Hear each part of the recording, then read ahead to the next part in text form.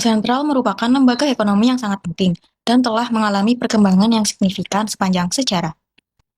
Lembaga ini didirikan pertama kali pada abad ke-17 dan kemudian berkembang menjadi bank sentral di negara-negara tersebut. Pada abad ke-20, jumlah bank sentral di seluruh dunia meningkat pesat, terutama setelah banyak negara di Afrika dan Eropa Timur memperoleh kemerdekaannya. Bank sentral memiliki posisi sentral dalam perekonomian. Hal ini dikarenakan bank sentral tidak bersaing dan tidak berorientasi pada keuntungan maksimal. Sebagai lembaga publik yang netral, bank sentral harus mengutamakan kepentingan publik dan tidak memihak kepentingan tertentu. Bank sentral bertugas mengambil kebijakan dan tindakan yang menguntungkan negara untuk mencapai kesejahteraan masyarakat. Keberadaan bank sentral sebagai lembaga yang netral dan sentral sangat penting untuk memastikan bahwa kebijakan dan tindakan yang diambil dapat menguntungkan masyarakat secara keseluruhan. Untuk berikutnya yaitu ada fungsi-fungsi dari bank sentral. Untuk fungsi bank sentral yang pertama yaitu melancarkan lalu lintas pembayaran. Melancarkan lalu lintas pembayaran maksudnya ialah bank sentral menciptakan uang kartal dan menyelenggarakan clearing antar bank umum. Untuk fungsi yang kedua yaitu sebagai bankir, agen, dan juga penasihat pemerintah. Dalam hal ini, bank sentral memberikan pinjaman, melaksanakan transaksi yang menyangkut valuta asing, menerima pembayaran pajak, dan juga menganalisis data ekonomi negara. Untuk fungsi yang ketiga yaitu memelihara cadangan kas bank umum. Maksud dari memelihara cadangan kas bank umum adalah bank sentral dapat menambah atau mengurangi jumlah uang yang beredar. Fungsi bank sentral yang keempat adalah memelihara stabilitas keuangan negara. Nah, bagaimana caranya? Jadi, bank sentral itu berhak membuat strategi dan juga kebijakan moneter, seperti pengelolaan arus devisa masuk dan keluar melalui peningkatan ekspor dan juga pengendalian impor. Dapat juga melalui investasi asing, serta kebijakan-kebijakan lainnya.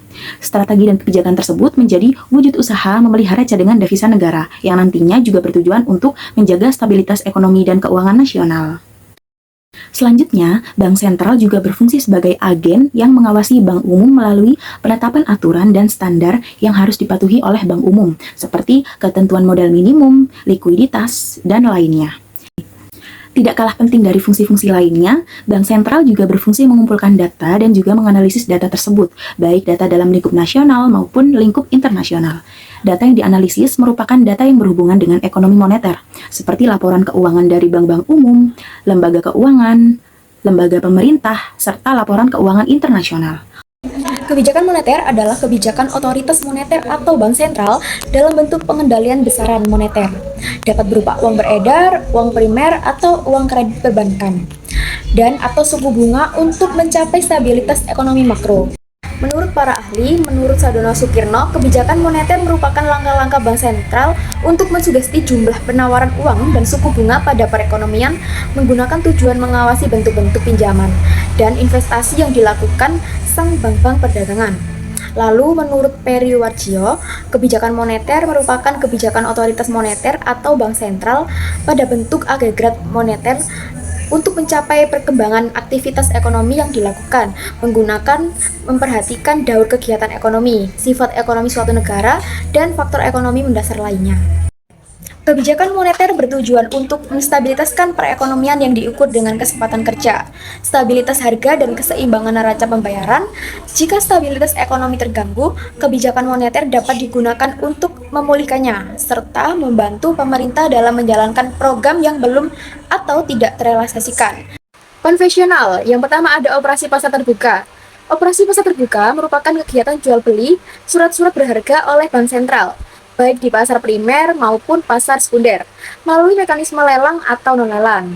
Operasi pasar terbuka atau OPT merupakan instrumen tidak langsung yang sangat penting karena sangat fleksibel dibandingkan dengan instrumen lainnya. Alasannya karena OPT dapat dilakukan atas inisiatif bank sentral dengan frekuensi dan kuantitas sesuai dengan yang diinginkan. OPT dapat dilakukan di pasar primer atau pasar sekunder dengan menggunakan berbagai instrumen pasar uang. Yang kedua ada fasilitas diskonto. Fasilitas diskonto adalah fasilitas kredit atau simpanan yang diberikan oleh bank sentral kepada bank-bank dengan jaminan surat-surat berharga dan tingkat diskonto yang ditetapkan oleh bank sentral sesuai dengan arah kebijakan moneter. Lalu yang ketiga ada cadangan wajib minimum. Cadangan wajib minimum adalah jumlah alat likuid minimum yang wajib dipelihara oleh bank komersial. Non-konvensional dalam kondisi tidak normal, misalnya full-scale financial crisis, beberapa negara maju yang mengalami zero lower bound problem merumuskan instrumen non-konvensional seperti yang pertama ada liquidity provision, merujuk kepada upaya pelonggaran fasilitas pinjaman oleh bank sentral kepada bank komersial. Yang kedua ada large-scale asset purchases, merujuk kepada operasi pasar oleh bank sentral untuk pembelian surat utang skala besar yang bertujuan untuk mempengaruhi tingkat suku bunga dari segmen utang tertentu, baik milik pemerintah ataupun swasta. Yang ketiga ada forward guidance, merujuk kepada upaya pengelolaan ekspektasi dari para pelaku pasar, terutama mengenai tingkat suku bunga jangka panjang. Selanjutnya ada sasaran operasional kebijakan Bank Sentral. Terdapat dua pendekatan yang menjadi sarana operasional kebijakan Bank Sentral. Yang pertama pendekatan harga atau suku bunga. Pendekatan harga didasarkan pada hipotesis bahwa pengendalian tingkat harga secara efektif dapat mengendalikan stabilitas perekonomian. Lalu yang kedua ada pendekatan kuantitas atau uang primer atau bank reserve.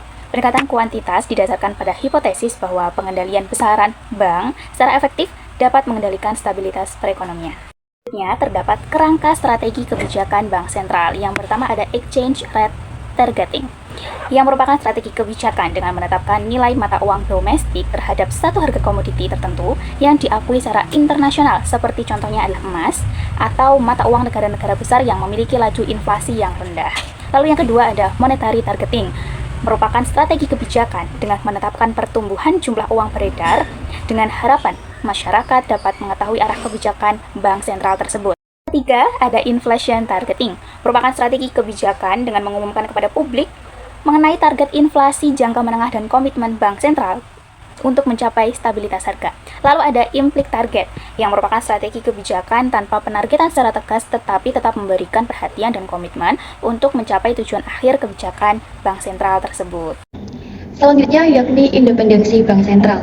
Independensi bank sentral adalah kebebasan bank sentral dari campur tangan pemerintah untuk dapat melaksanakan kebijakan moneternya yang bebas dari pertimbangan-pertimbangan politik menurut Fraser tahun 1994. Mayer tahun 2000 juga mendefinisikan bank sentral atau Bank Indonesia sebagai tinjauan kelembagaan, kebijakan dan organisasi yang mencakup bahwa bank sentral bebas dari pengaruh, instruksi atau arahan, kontrol baik dari badan eksekutif maupun dari badan legislatif. Independensi dapat dibedakan menjadi tiga. Yang pertama adalah goal independence, artinya pemerintah tidak memberikan pengaruh langsung dalam penetapan tujuan-tujuan kebijakan moneter. Yang kedua adalah instrument independence, artinya bank sentral memiliki wewenang untuk menetapkan sendiri target-target operasionalnya tanpa pengaruh dari pemerintah. Dan yang ketiga adalah personal independence, artinya badan pembuat kebijakan memiliki wewenang untuk menolak campur tangan pemerintah. Oke, selanjutnya yaitu lembaga negara yang independen. Sebagai lembaga negara yang independen, Bank Indonesia memiliki otonomi penuh dalam pelaksanaan tugasnya dan untuk menjamin independensi. Kedudukan Bank Indonesia berada di luar pemerintah Republik Indonesia. Sesuai dengan status independen, pihak lain dilarang melakukan segala bentuk campur tangan terhadap pelaksanaan tugas Bank Indonesia. Bank Indonesia wajib menolak atau mengabaikan segala bentuk campur tangan dari pihak manapun dalam rangka pelaksanaan tugasnya. Menurut Undang-Undang Nomor 23 Tahun 1999 dan Undang-Undang Nomor 3 Tahun 2004, semua pihak termasuk pemerintah dilarang untuk melakukan segala bentuk campur tangan terhadap pelaksanaan tugas Bank Indonesia yang meliputi penetapan dan pelaksanaan kebijakan moneter, mengatur dan menjaga kelancaran sistem pembayaran, serta mengatur dan mengawasi bank. Selanjutnya yaitu ada berbagai macam independensi Bank Indonesia. Yang pertama ada independensi secara yuridis, yaitu Undang-Undang tentang Bank Indonesia merupakan landasan yuridis bagi independensi Bank Indonesia, di mana dalam UU BI dimuat berbagai elemen dari independensi Indonesia.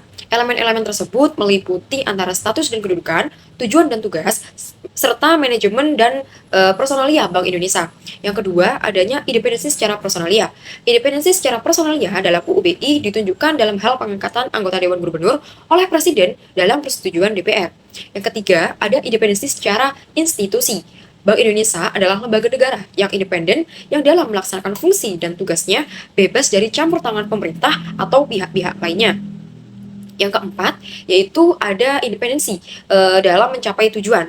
Dalam UU BI, tujuan Indonesia difokuskan pada menjaga kestabilan nilai rupiah yang tercermin pada laju inflasi yang rendah dan kestabilan nilai tukar. Dalam mencapai tujuan tersebut, Bank Indonesia selanjutnya berwenang untuk menetapkan dan memonetari dengan memperhatikan perkembangan ekonomi baik dalam negeri maupun di luar negeri. Yang kelima yaitu ada independensi dalam pelaksanaan tugas. Independensi dalam pelaksanaan tugas tercermin dari larangan bagi pihak lain untuk melakukan segala bentuk campur tangan terhadap pelaksanaan tugas Bank Indonesia. Bank Indonesia juga wajib menolak atau mengabaikan segala bentuk campur tangan dari pihak manapun dalam manajemen. Selanjutnya, apa itu Bank Sentral? Bank Sentral adalah lembaga yang bertanggung jawab untuk mengatur keuangan di suatu negara agar tetap stabil. Kalau di Indonesia, Bank Sentralnya adalah Bank Indonesia yang disingkat dengan BI. Berikut contoh bank sentral yang ada di dunia. Yang pertama ada Federal Reserve System Amerika Serikat yang umumnya dikenal sebagai The Fed. Adalah Bank Sentral Amerika Serikat. The Fed didirikan pada 23 Desember 1913 dengan tujuan utama untuk menciptakan sistem perbankan dan sistem ekonomi Amerika Serikat yang lebih stabil. Yang kedua, ada Bank of Japan yang disingkat dengan BOJ, Jepang. Didirikan pada tahun 1882 dan mulai beroperasi pada tahun 1883. Memiliki wewenang untuk menetapkan suku bunga, mengelola likuiditas di pasar keuangan, dan melaksanakan berbagai instrumen kebijakan untuk mencapai tujuan moneter. Nah, yang ketiga di sini ada Bank Indonesia yang disingkat dengan BI. Bank Indonesia didirikan pada tahun 1953. BI bertanggung jawab untuk menjaga stabilitas nilai tukar rupiah, mengatur pasokan uang, hingga menjaga stabilitas sistem keuangan Indonesia. Yang keempat ada Reserve Bank of India yang disingkat dengan RBI. RBI didirikan pada tahun 1935 dengan kantor pusatnya terletak di Mumbai, Maharashtra. Sebagai bank sentral, RBI menyediakan layanan perbankan kepada pemerintah, bank komersial, dan lembaga keuangan lainnya. Indonesia sebagai bank sentral, yaitu berdasarkan Undang-Undang Republik Indonesia Nomor 3 Tahun 2004 Pasal 7, yaitu mencapai dan memelihara kestabilan nilai rupiah. Nah, kestabilan nilai rupiah tersebut memiliki dua aspek. Yang pertama, kestabilan nilai rupiah terhadap harga barang dan jasa yang diukur dengan inflasi. Yang kedua, kestabilan nilai rupiah terhadap mata uang asing yang diukur dengan nilai tukar atau kurs. Selanjutnya, tugas dan wewenang Bank Sentral. Yang pertama, tugasnya yakni menetapkan dan melaksanakan kebijakan moneter. Nah, wewenangnya yang pertama menjual dan membeli surat berharga pemerintah. Yang kedua, menentukan diskonto. Yang ketiga, mengatur cadangan wajib minimum. Yang ketiga, mengatur kredit. Untuk yang kedua, mengatur dan menjaga kelancaran sistem pembayaran. Wewenangnya yaitu membuat aturan, standar, dan prosedur dalam peredaran uang. Yang terakhir, menjaga stabilitas sistem keuangan. Untuk wewenangnya yaitu mengawasi kegiatan lembaga keuangan dan mengakses informasi stabilitas keuangan.